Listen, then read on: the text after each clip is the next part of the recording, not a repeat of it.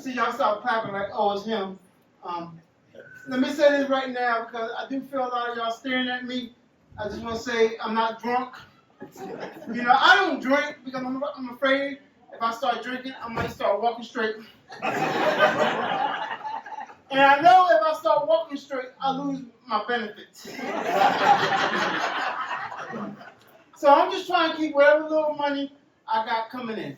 And I'm gonna be honest too. One thing I don't like about people is a lot of times people will recognize you at the wrong time. Because one time I was in the Social Security office and I was sitting in the waiting area.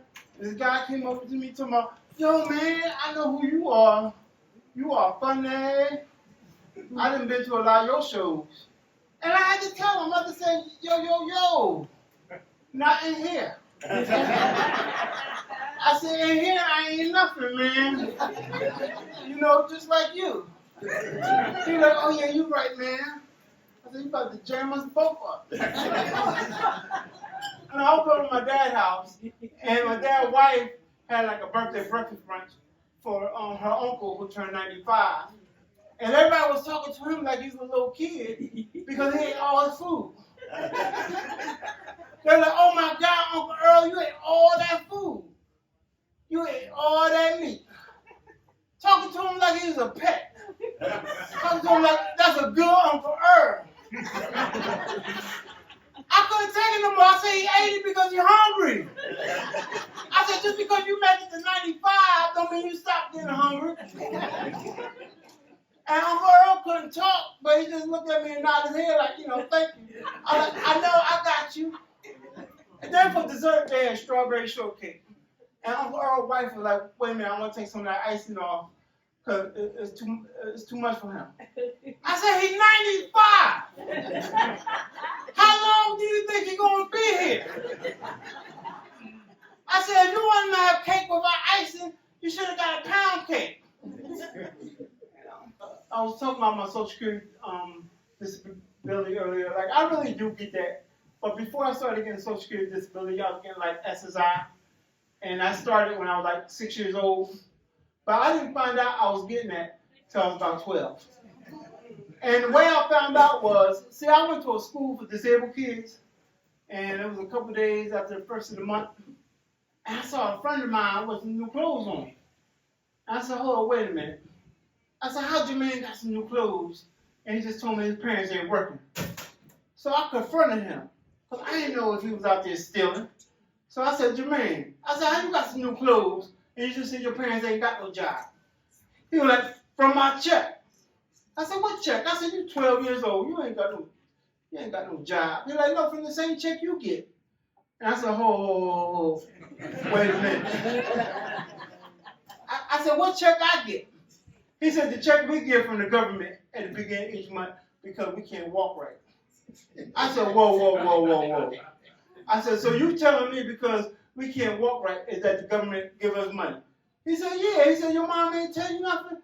He said, you better ask her. Now, I found this out at 9:45 in the morning. Messed up my whole school day. I remember sitting in English class, English teacher like, Charles, I need you to read the next paragraph. I was like, look, Miss Burnoff, I can't read nothing right now. I just found out my mama holding out on me.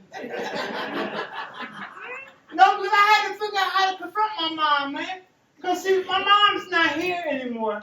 She passed away, in 93.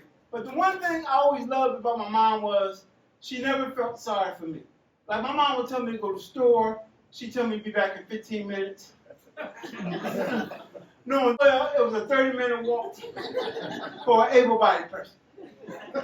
And one of her favorite things that she wanted me to give for her was the Pepsi. And this was the 80s when Pepsi came in a glass bottle. And she'd be like, look, Charles, I want you to go to the store. I want you to give me a Pepsi. And I swear to God, if you trip and fall and you break it, I will hurt you bad. Because I didn't count it out my last 60 cents. And I'm sitting there looking at her like, yeah, Ma, I see you done counted out 60 cents in pennies. And she knew Mr. Lee down at the corner store did not take pennies after 12 o'clock in the afternoon. So I had double the pressure on me of not breaking a Pepsi and I had to convince this man to take all these pennies.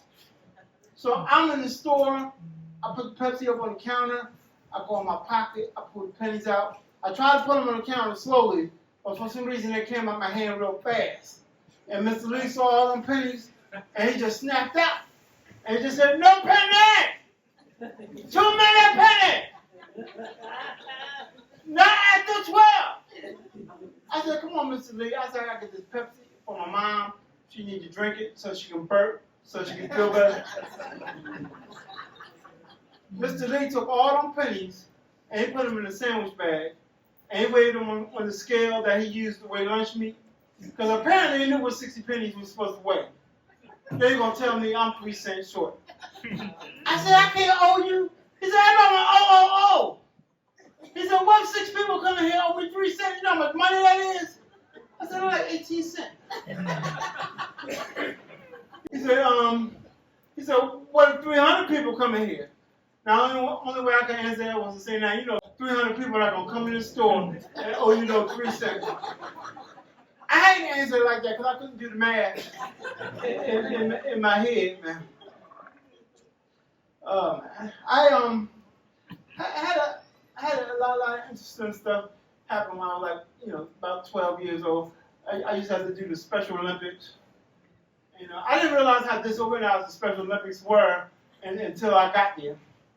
Because they're going to just grab 10 of us and line us up and tell us to run 100 yards. I said, "Ain't nobody asked me about no medical permission." I said, they ain't had anybody standing at where the race ended. And you can't do that in the Special Olympics. Because some of them kids don't understand what 100 yards is. So some of them, I think, is running around the track 100 times. So when they said go, I ran to where I thought it was.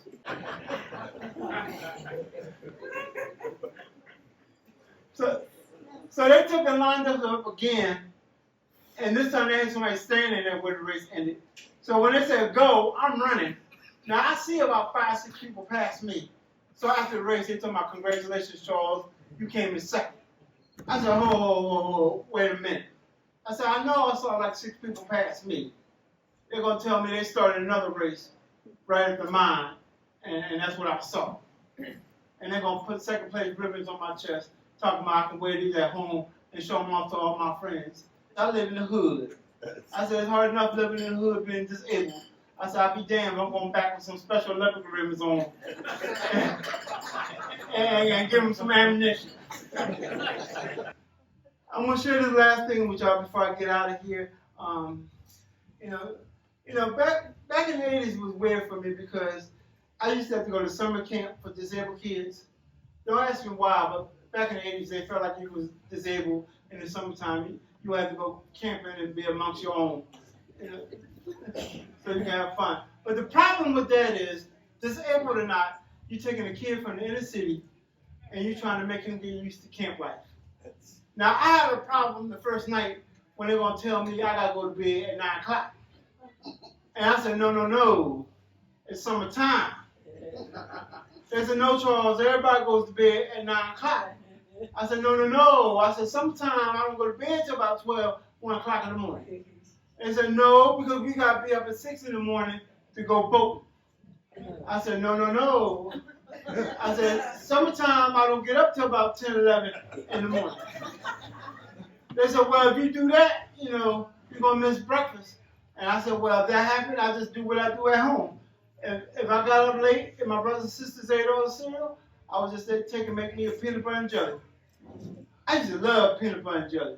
Like crunchy peanut butter was my favorite. My brother gonna tell me he don't like crunchy peanut butter because you can't spread crunchy peanut butter. I said, "No, you don't spread crunchy peanut butter.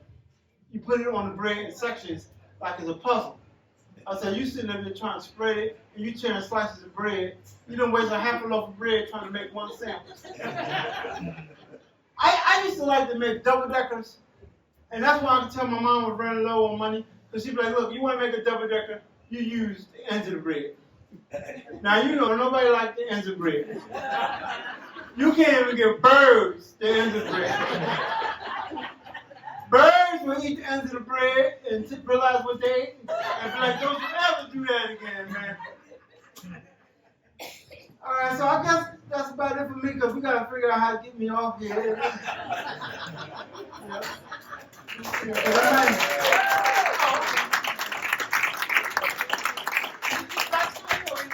No, we're getting Charles Walden, come on.